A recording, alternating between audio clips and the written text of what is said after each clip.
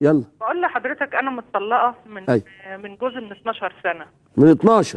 من 12 سنه. ومعاك 3 عيال اكيد؟ ومعايا ابن معاق، بس هو قاعد مع باباه. قاعد مع باباه. عيل واحد؟ من 12 سنه.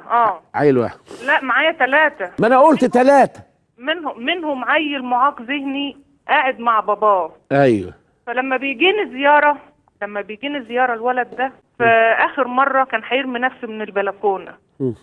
فانا وديته لباباه. فانا دلوقتي يعني انا بعد سماع الكلام بتاع حضرتك وكده، يعني انا ضميري بيأنبني يعني. روحي هاتي، عاديه جدا يا ام محمد، الله يخليك.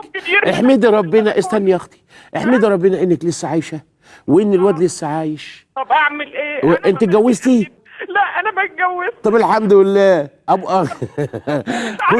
خدي البسبوسه، استني بس الله يخليك. خدي البسبوسه وروحي له وبوسي ايده وضميه اليه كده حته منك، وربنا ان شاء الله هيديكي ثوابك. عنده 20 سنه، كبير راجل.